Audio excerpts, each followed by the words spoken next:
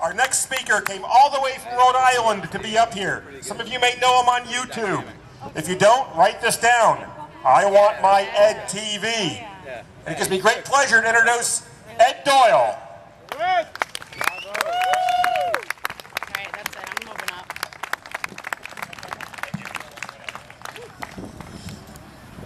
You know, when I told my boss earlier this week that I needed this day off, he actually said to me, "Why do you keep going to these rallies? They don't really do anything. They don't make any differences." And you may have heard something like that from people too. Well, I want to tell you just a little story before I get just a few words to tell you. There's a little town in Rhode Island, a lot of you probably maybe have never heard from or heard of, called Exeter, Rhode Island. In Exeter, Rhode Island, a representative decided to take it upon himself, in the effort to stop the gun grabbing in Rhode Island, and pass a resolution in Exeter to stop the town from issuing carry permits, so that they would have to go only to the AG. Well, we caught wind of this, and we put together a group of people to go down to the town offices for the town meeting. And there were so many of us that they had to cancel the meeting and put it into a bigger venue.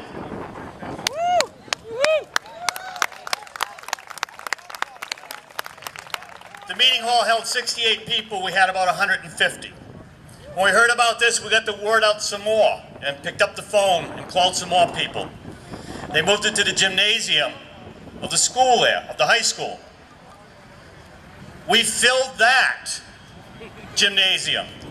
350 people we put in that gymnasium, and there was another 50 people outside looking through the windows to protest and say, "You're not going to take that right away. It's in our state constitution." Well, I want to tell you something.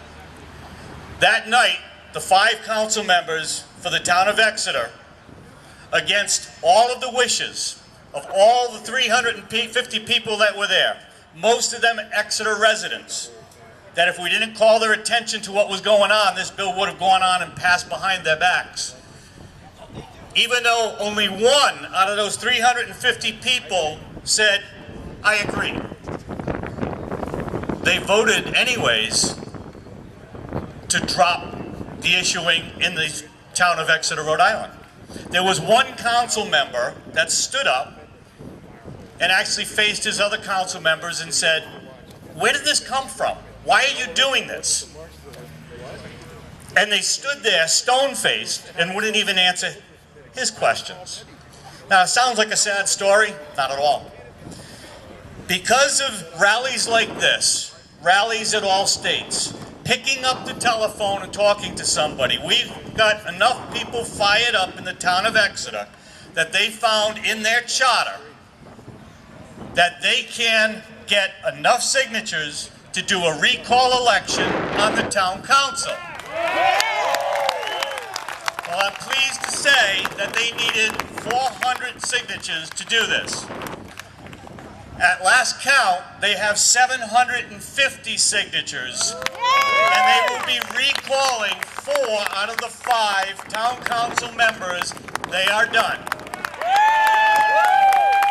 So rallies like this mean everything. Talking to your neighbor and just waking them up means everything. That's how the major victories are won, with the little battles like that. Because that sends a message that we will not stand for it, period.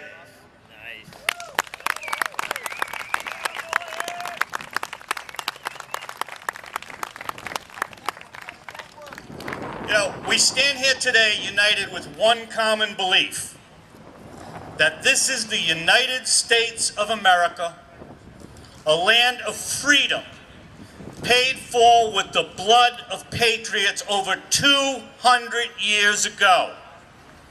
And they put forth a constitution and a Bill of Rights that were to be the laws and ideals, not for then, not for now, but for all times.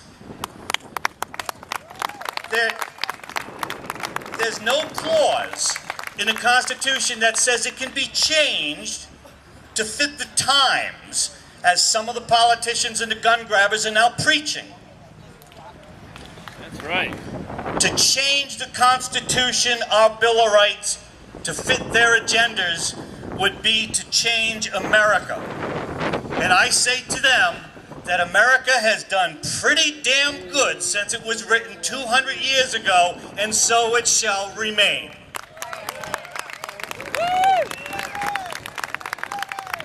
You know, we had a major victory in the Senate last week. A victory where we were all rightfully afraid that these ridiculous laws that would infringe on our rights and open the door to the loss of all of our rights and freedoms might pass. But it was defeated and shelved. What does that say to those that wish to tear down Old Glory? It tells them, hey, now you see that the people of the United States of America will forever fight for our freedoms, so don't even try to bring your progressive, socialist, or communistic ideals to this land, because you will be defeated.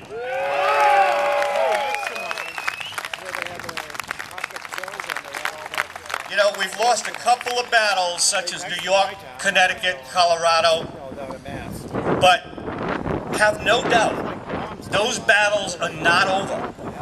We're simply regrouping, and we will take back our freedoms in those states as well, that you can be sure of.